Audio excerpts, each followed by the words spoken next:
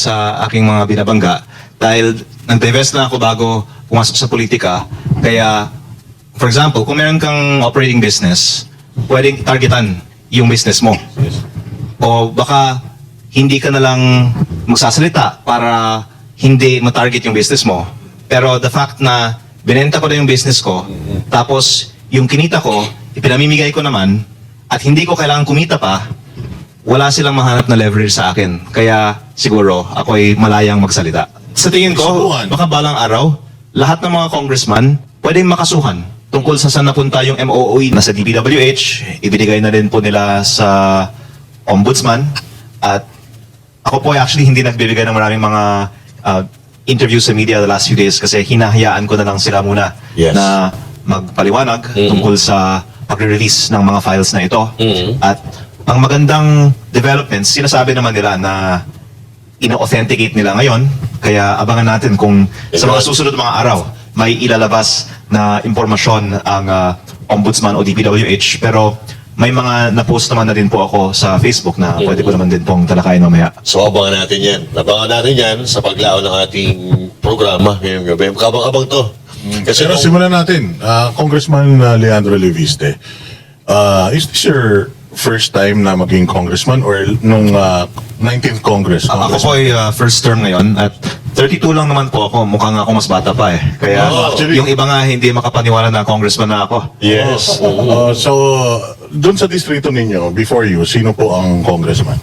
Eric Puhain na ang kanyang asawa ay matagal na rin congressman. At actually, doon ko nga nakita na napaka-laki ang potential ng pagbago sa politika dahil sa aking distrito, 3 dekada, isang pamilya ang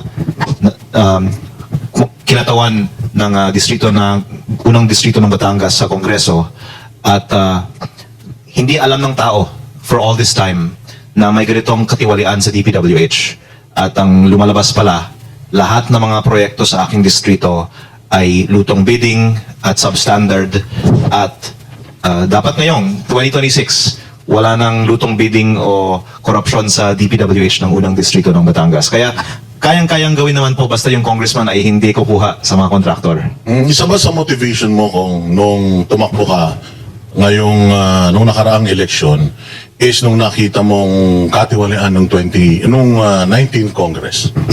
I can say that my initial reason is I saw the underdevelopment of the mostly agricultural first district of Batangas. Malapit lang sa Maynila pero konti lang ang industriya at akala ko ang government infrastructure tulad ng DPWH ang makakatulong para sa pag-unlad ng aking distrito. Pero nalaman ko nung ako'y bagong halal na para makakuha pala ng budget para sa aking distrito, kailangan ang mga taga-DPWH ay pipili ng certain contractor. At lumalabas, wala palang bidding sa buong DPWH. Kaya bagong halal pa lang ako, nakapasok ako sa ganitong mga discussions which led me to learn more about how it works in DPWH. Pero hindi pa ako ganitong ka-exposed sa gravity of the corruption until I actually ended up in Congress and learned more about it.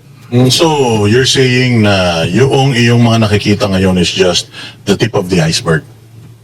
Opo, yung nakikita ng publiko is the tip of the iceberg. Pero I think kahit na hindi naman binubulgar yung mga detalye, nasa imagination na rin ng publiko na ang buong gobyerno ay may mga traces of corruption. Pero ang actually advice ko sa gobyerno, maging transparent lang tayo.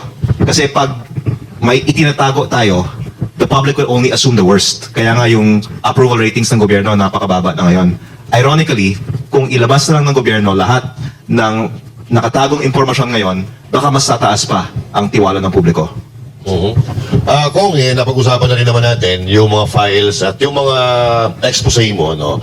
Marami kasi tayo na nakikita ng mga comments ng ating mga kababayan. Ito lang galing sa kanila na nakita na natin yan. Dati marami nang bumatikos pero pagdating sa dulo, tumiklop naman. How about you, Kong? Ito ba ilalaban mo hanggang sa dulo?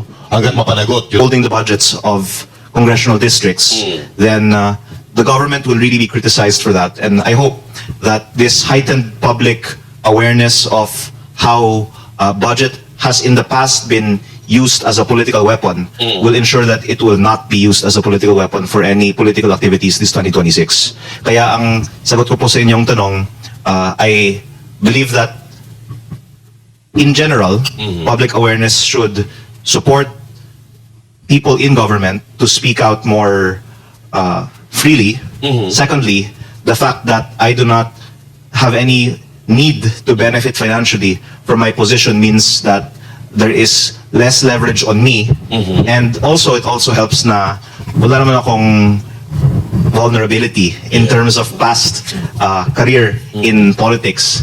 Kasi baka ang dahilan na yung iba, tahimik na lang ngayon dahil gagamitin ang kanilang past as a leverage on them kung sila po ay magsasalita. Pero I guess ang problema ng mga binabangga ko ngayon ay masasabi ko po ito, wala silang may bato sa akin. Yes. Kaya Kumbaga, fresh na fresh. yung bata ang in some respects din pinaka makakapag-damage sa mga binabangga. Ayun, malinaw. Ito kung may nabanggit ka siya kanina na sabi niya walang benefits sa'yo. Okay? Simulan na natin dito yung alam kong ibabato sa'yo. Ito yung normal na ginagawa doon sa mga naglalabas ng baho, doon sa mga syempre tatamaan ito. At yung iba rito nga nagsisimula nang nadidinig ko na. Una, sasabihin nila, yan si Kong na yan, ano yan, may plano yan sa national position on 2028. Kaya kinukuha niyan yung the so-called Duterte votes. Ang sinasabi nila, kung Yeah. sorry, magre-retire na nanay niyan. Yan na. Oo, yan ang papalit. Meron din sinasabi na may handler yan.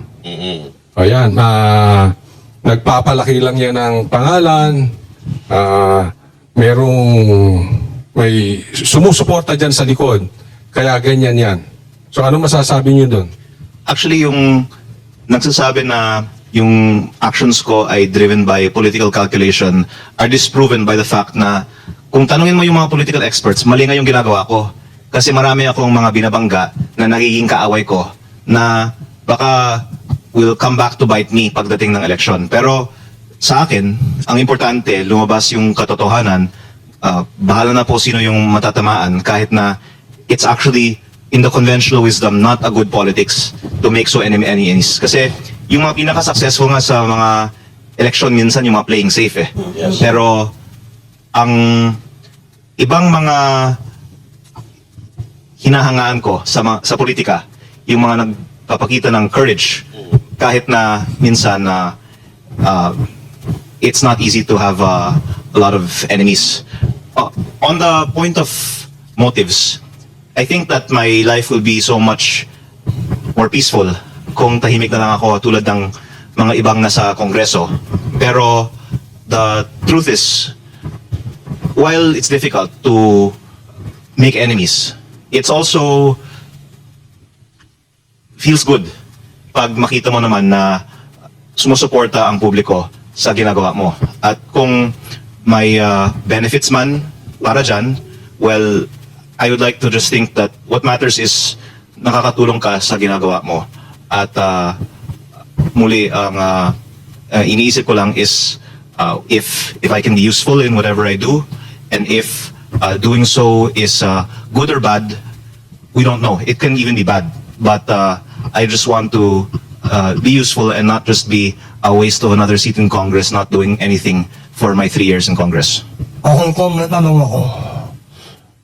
Papapatuloy ko na yung tanong niya kanina sa'yo na may plano ko ba tumakbo sa mas mataas sa national na yung this coming 2028? May plano ko Naintindihan ba? niyo, Kong.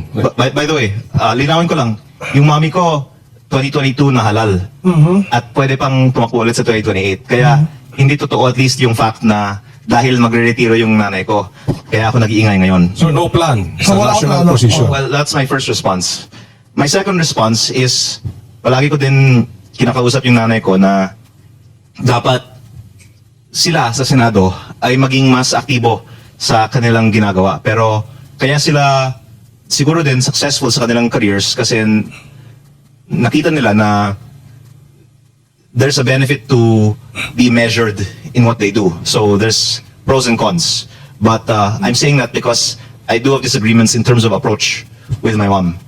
At siguro, again, thinking about what should be done, kung hindi nangyayari yung mga nakikita kong dapat mangyari, for example, sa Senado, kakausapin ko yung mom ko. Ano bang dapat mangyari na lang. Pero sa ngayon, I can really say that I do not have a political calculation behind what I do in terms of the long term. Kasi ang gusto ko lang naman magawa is to be as useful and make as much impact as I can at each step and take it one step at a time. Tama. Tuloy ko lang kasi nabanggit mo yung meron kayo minsan disagreements ng yung mother mo. Ito bang patungkol dito sa files? Pabor ba siya doon sa ginagawa mo o gusto niya itong ginagawa mo?